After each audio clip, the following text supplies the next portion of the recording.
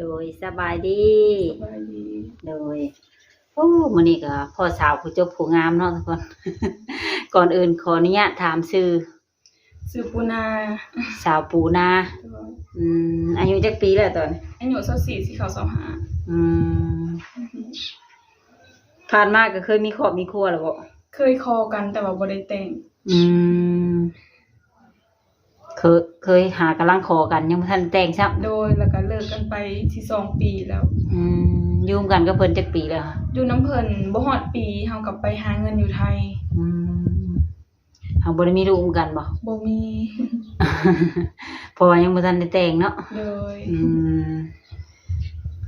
เป็นจังได๋คือเลิกกันเพิ่น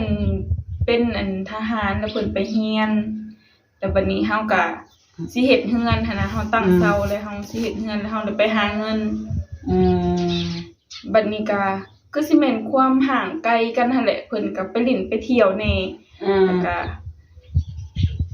วก็ห่างกันแล้วก็บ่ได้ติดต่อหากันหั่นน่ะแล้วก็แยกย้ายกันไปเลยมีอยู่โทรศัพท์ก็มีแต่บ่ได้ติดต่อหากันเนาะเพิ่นก็บ่ได้สู่โทรหาจังซี่นะเฮาโทรหาก็บ่ค่อยรับค่อยจังซี่เจ้าน่ะอยู่ไทยเพิ่นน่ะอยู่ลาวก็เลยเลิกกันแม่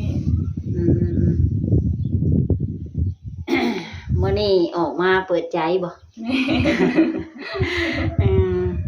เปิดใจหาคนคุยซื่อบ่หรือว่าหาคู่สามีไปเลยก็คุยคู่กันนี่แหละคุยแบบเปิดใจอยากได้เป็นครอบเป็นครัวนี่แหละชีวิตก็ต้องคุยกันก่อนแล้วเนาะต้องลงกันก่อนว่าเข้าใจกันบ่เดี๋ยวมาปึ๊บเอาไปบ่ได้เนาะก็มีสเปคตั้งไว้อยู่บ่มีสเปคแต่ว่าเฮามักแบบผู้ใหญ่รับฟังจังซี่นะมักคนใจเย็นมักคนที่มีอายุหลายกว่าแม่ก็ตอนนี้เจ้าก็25ว่าจะบอก24สิเข้า25เพิ่นก็ต้อง3เดือนอีก3เดือนจังเต็มผ่านมาก็เคยไปไทยไปหยังอยู่บ่เฮาก็มาแต่ไทยเมื่อวานนี้พอบ่ค่อยสบายแล้วเฮาก็เลยมาเบิ่งซอยแม่ได้เงินหลายเนาะบ่หลายพอจะได้โอนมาใส่เฮือนแล้วก็โอนซื้อค่ายุกค่ายาพ่อแม่จังซี่นะเฮ็ดเฮือนเป็นของตัวเองบ่แม่นโอ้เก่งแหละอันที่ตั้งเสาแม่นมีแต่ได้ซำนี้แหละหาก็ได้ตั้งเสากับก่อแอวเนาะแม่นตั้งบักใหญ่เลยไปได้จักปีหาเงินเฮาไปได้ 2-3 ปีแล้ว2 ปีเฮ็ดงานหยังค่ะเฮาเฮ็ดงานขายเสื้อผ้าเป็นของตัวเองบ่ได้เฮ็ดนำเจเป็นลูกน้องเพิ่นแม่นเงินเดือนแพงบ่เงินเดือน 12,000 แต่ว่าอยู่กินนำใครอยู่เนาะคันห้องเช่าเขาซื้อนี่บ่ไหวบ่ไหวแล้วมักนมทางใดเป็นพิเศษก็ทางใดก็ได้เบิดบ่ได้ติ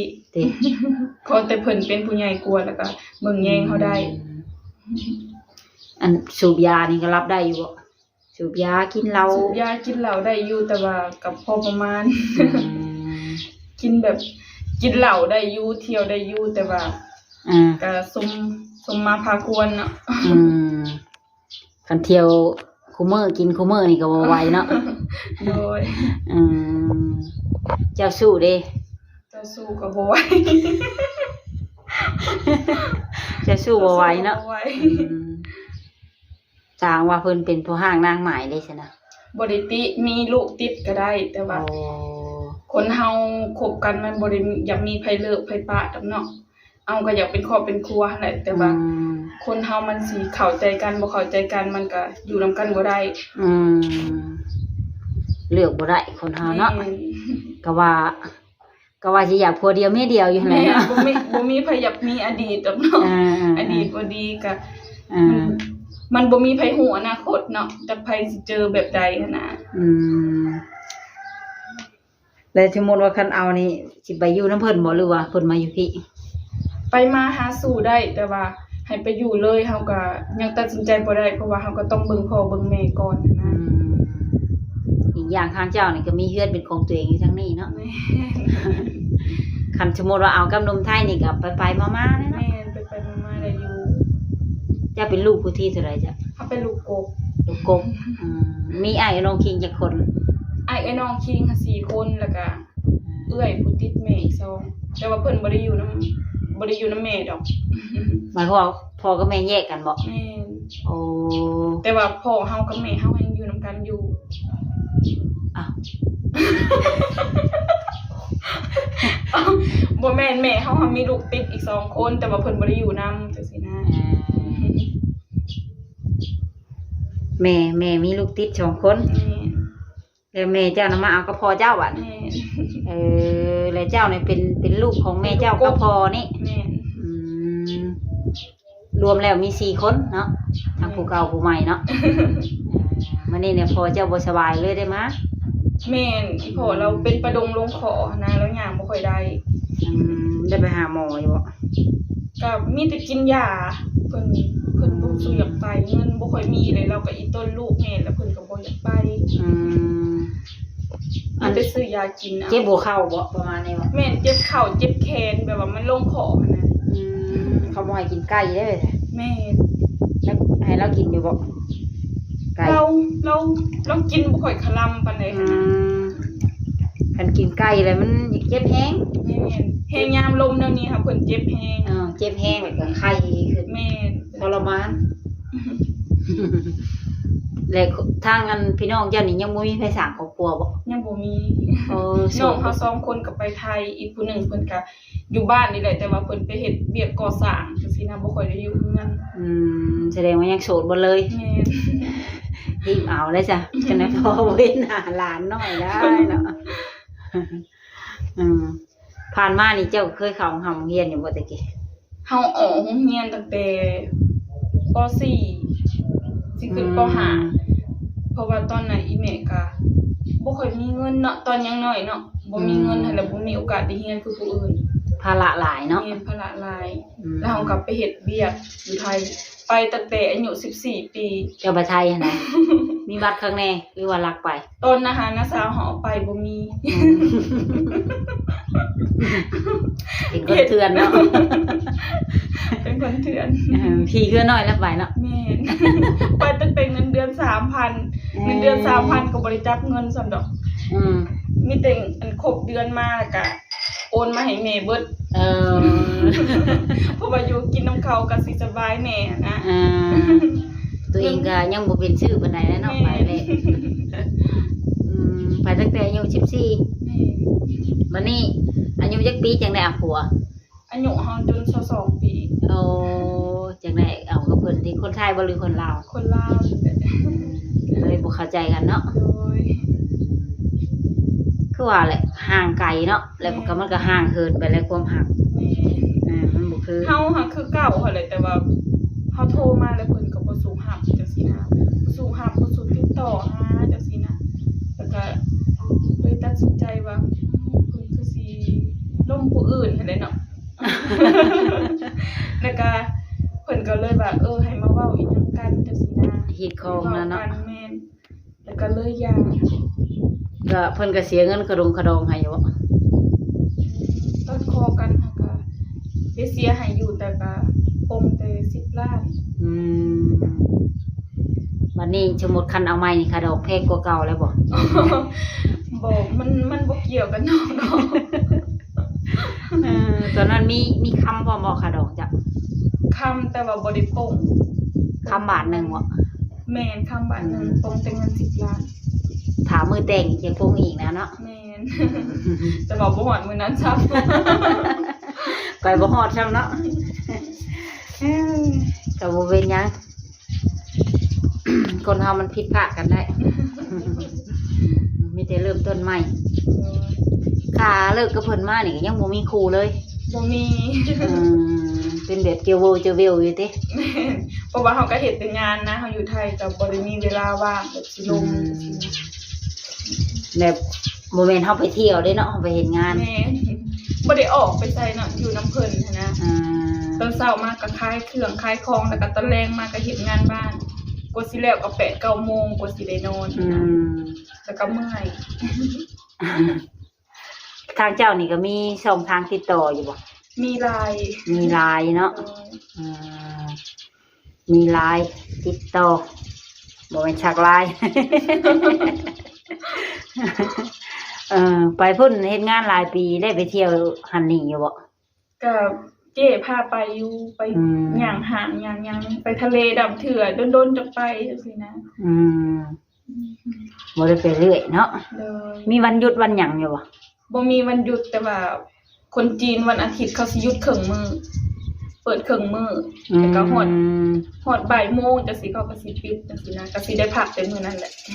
ครึ่งหนึงของวันอาทิตย์เนาะ แม่น บ่มีเวลาว่างหลาย โดย วันนี้มาเปิดใจวันนี้อยากสร้างครอบครัวบัดเนาะอายุก็หลายเลยเนาะ แม่จะเฮ็ดจังหาจังสร้างครอบสร้างครัว หมู่รุ่นเดียวกันนี่ก็มีบ่ผู้โสดคือเฮานี่ หมู่ คือว่าแต่งงานมาแล้ว แม่นได้ลูกได้เต้าไปเบิดเอา จังได๋ลูกหมู่สิได้ห้องป้าได้บัดนี้สิได้อายหมู่ได้บัดนี้เนาะ รุ่นเฮาค่ะหมู่เฮาได้ลูก2ลูก3หมดเลย ยังแต่เจ้าเด้ที่หาจ้ะอากาศแห้งหนาวมาจ้ะมาบ้านเฮาแห้งหนาวอยู่พุ่นก็หนาวคือกันบ่ อยู่พุ่นบ่ค่อยหนาว แต่ก็สิเย็นๆอยู่ พอดีอยู่หั่นน่ะ อากาศพอดีเนาะ แม่แต่ว่าบ้านเฮาสิลมอยู่พุ่นบ่ลมอยู่พุ่นมีแต่อากาศสิเย็นๆ มันมีเฮือนบางหลายเนาะ แม่เป็นตึก ก็ถือว่าโอเคอยู่ได้เงินเดือนจำนั้นเนาะ เลย พออยู่กินอยู่น้ำเพิ่น มีแต่คันเฮาอยากใช้ของจำเป็นจังซี่นะจังได้ซื้อเอง ส่วนตัวนะเนาะของส่วนตัวแล้วมันชื่อเอง แม่ไปกินอยู่น้ำเบิด ทางว่าพอไข้แน่แล้วก็สิไปอีกวัน แม่นคันคิดว่าพอใครแน่มีคนซอยแม่แล้วก็สิไปจักน้องเฮาสิมายามใดแล้วก็จักสิแบบเพิ่นสิดีขึ้นหรือบ่นะเพราะว่าอีแม่เราก็เฮ็ดผู้เดียวเบิ่งพ่อเฮานำแล้วก็ยากงัวนำนะ เพิ่นเฮ็ดอาชีพหยังอยู่เฮือนจ้ะ บ่ได้เฮ็ดหยังอีพ่อกับอีแม่ก็เฮ็ดแต่นา ทำนาเนาะ แม่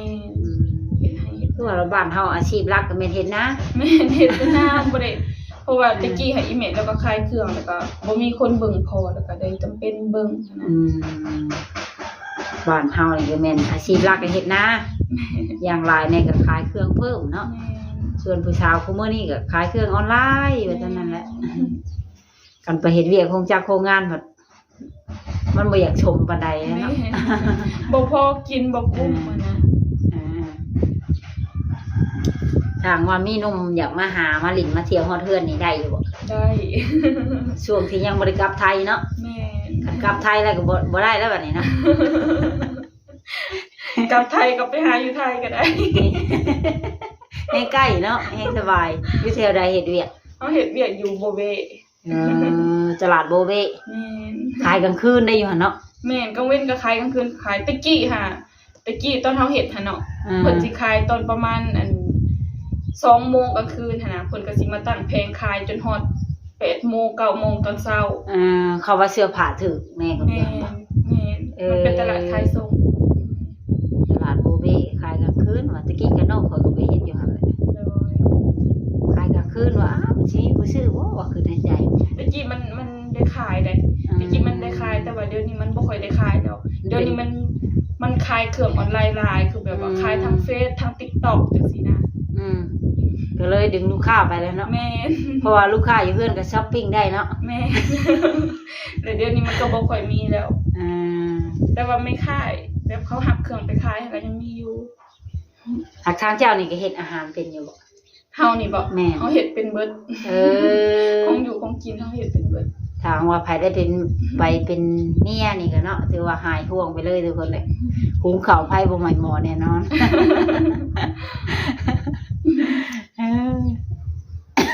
มาบ้านที่ก็เฮ็ดกินชูพ่อชูแม่กินแล้วเนาะ โดย ต่างว่าไปทำงานที่หุ่นก็ไปหาเพิ่นได้เนาะทุกคนอยู่ตลาดโบเบ้เพิ่นน่ะตลาดโบเบ้คนหลายเด้เนาะเห็นเขาถ่ายคลิปแหละยามกลางคืนกันเนาะอย่าคือกลางเว้นบ้านเฮาอันเด้ ก็ตั้งแผงขาย ว่าแปลกว่าตลาดกลางคืนหังมีคนหลายบ่คือบ้านเฮามันตลาดนี่กลางเว้น ส่วนหลายก็มีแต่แม่ค้าที่เขาหับไปขายแล้วเขาไปซื้อเครื่องมาขายจังซี่นะ ไม่ค่าห้านใหญ่เนาะเพิ่นไปรับซื้อเครื่องทางบัดกลางเว้นก็เปิดอีก กลางเว้นก็เปิด แต่ว่า คนหลายซ้ำกัน กลางเว้นสิบ่ค่อยมีคนปานใด โอ้ สิมีแต่ตอนเช้าเพราะว่าแม่ค้าเขาหับไปขายเขาก็สิมาซื้อในตอนเช้าแพงที่เขาเจ้าตั้งขายเขาก็สิขายตอนเช้าแล้วเขาก็เก็บประมาณ 8-9 โมงเขาก็เก็บจังซี่นะ อืม แล้วก็ที่เหลือก็สิมีแต่ห้างที่แบบขายส่งที่มันเป็นตึกแถวไปจังซี่นะ อืมเป็นแบบนั้นเนาะ โดย ที่ไปหลายปีเนี่ยไปอยู่แต่หมองเดียวนั่นบ่ โดย อืมทะเลถ้าหยังก็ได้ไปเที่ยว เพิ่นก็พาไปอยู่แบบเทศกาลเพิ่นก็พาไปเล่นไปเที่ยวอยู่ อืมถ้ามีโอกาสนะเนาะ โดย วันนั้นวันนี้ประมาณนี้ คือ เนาะ ปีใหม่สงกรานต์อีสังจังซี่นะเพิ่นก็สิพาไปอยู่ ปีใหม่ปีหยัง โดย ได้โบนัสพร้อมแล้วเนาะ ก็ได้อยู่ เออไปเฮ็ดงานดีได้โบนัสอะไร อยู่หันน่ะแม่นกินข้าวน้ำเพิ่นอยู่น้ำเพิ่นเนาะ กินน้ำอยู่น้ำ มีหมู่หลายบ่ ก็คนเฮ็ดงานนำกันก็3-4 คน แต่ว่ามีแต่เฮาเฮ็ดอยู่หันประจำที่แบบว่านอนนำเพิ่นหั้นนะเพราะว่าที่เหลือเพิ่นก็มีครอบมีครัวเพิ่นก็ไปเช่าห้องอยู่จังซี่นะ หมายถึงหมู่นํกันนะ แม่ เจ้าเป็นยังโสดเนาะ ก็เลยบ่ได้เสียเงินค่าของเช่า แม่ แต่ทางว่ามีหนุ่มๆทางต่างประเทศมักฮักนี่ก็สิไปอยู่ได้บ่เนาะ ไปอยู่นำเขาจังซี่บ่ก็ไปได้อยู่ บางทีหนุ่มลาวเพิ่นไปอยู่ต่างประเทศก็มีเด้เนาะ โดยแห่งดีและคนบ้านเฮาเนาะ จังแบบบ่ได้ไปไกลหั้นนะ พอภาษาฮู้เรื่องเนาะ แม่ บางทีหนุ่มเมืองนอกนี่แบบเพิ่นไปแต่ลาวเฮานี่โดนแล้วแต่บัดนี้เพิ่นอายุหลายแล้วเพิ่นอยากกลับมาอยู่ลาวก็มีเด้เหมาะเลยกับเจ้าเนาะที่แบบเพื่อนก็มี แม่ ก็มาอยู่ได้ เป็นของตัวเอง มาต่อเติมซอยน้องเพิ่นแล้วก็มาอยู่ได้เลยเนาะ สมมุติว่ามีอายุประมาณ60รับได้บ่ ทำได้เฮามักตั้งแต่อายุ30ปลายขึ้นไปฮอด60เพราะว่าเฮาคิดว่าเขาเป็นผู้ใหญ่กว่านะเขาน่าสิรับฟังเฮาได้หลายกว่า ตะกี้เฮาก็มักคนวัยรุ่นคือกันนี่แหละแต่ว่าเฮามาได้อยู่ในจุดนี้หั้นนะเฮาก็เลยคิดว่าความคิดเขากับเฮามันต่างคนก็ต่างอย่างน้อยหั้นนะเฮาก็เลยมักผู้ใหญ่หลายกว่าเขาอาจสิรับฟังเฮาหลายกว่าวุฒิภาวะเฮาหลายกว่า จากประสบการณ์ที่ผ่านมาเนาะ แม่น สอนให้รู้ว่าคนอายุหลายนี่สิดีกว่า แม่นเขาอาจสิรับฟังเฮาได้กว่า เป็นที่ปรึกษาให้ก็ได้เนาะ เป็นที่ปรึกษาเขาอาจสิใจเย็นกว่าจังซี่นะ คันวัยรุ่นบัด บ่เข้า ไฟ กันนะ สู มัน งไฟ บ่เข้ากันนะมันอยากปูปรับรู้ได้เนาะก็เฉพาะบางคนดอกเนาะก็บ่ทั่วทุกคนเนาะเลยก็มีหยังอยากฝากถึงหนุ่มๆอยู่สมมุติถ้าเพิ่นนั่งเบิ่ง ก็บ่มีหยังเนาะคนเฮาสิอยู่ห่างไกลกันก็ร่วมกันได้ตลอด เลย ร่วมได้ตลอดมันอยู่ที่ความเข้าใจกันบ่ได้เกี่ยวกับระยะทางดอกคนเฮามันไปหากันได้คันร่วมเข้าใจกัน ไปมาหาสู่ได้เนาะ โดย และสมมุติเพิ่นเสร็จมาโทรมานี่สะดวกคุยอยู่บ่ สะดวกคุยแต่ว่าเฮาก็สิมีแบบไปส่งข้าวพ่อแน่เพราะว่าตอนที่เฮามานี่ก็ยังบ่ได้เฮ็ดเวียกเฮ็ดงานนะส่งข้าวเฮ็ดเวียกเฮือนคันว่างก็โทรกลับได้ บ่ได้ขี้องขี้คุยดอกเนาะ โดย คันว่าง ส่งข้าวส่งอาหารให้พ่อ เด้อ ตอนนี้พ่อเพิ่นอยู่ไส พ่อเพิ่นอยู่หน้าเพิ่นบ่ค่อยเข้ามาอยู่เฮือน เพราะว่าเพิ่นเลี้ยงเป็ดเลี้ยงไก่เลี้ยงงัวจังซี่นะมันสบายเนาะ มันสะดวกกว่าเนาะ แม่นคันอยู่บ้านมันพัดเจ้าสิไปปล่อยอยู่ไสกันนะ ไกลบ่นะ ไกลอยู่ ประมาณ 7-8 กิโลนี่แหละ ขี่รถจักรไป แม่น นี่ก็ยังสิไปชมเขาเพิ่นได้นี่เนาะ แม่น เอาเลยค่ะก็โอเคจ้ะสำหรับคลิปนี้ก็สิได้ขอตัวกลับบ้านก่อนเนาะให้น้องเพิ่นไปชมเขาพอก่อนมีใดๆก็สิมาอัปเดตใหม่มื้อหน้าเนาะ โดย โดยสบายดี สบายดี เลย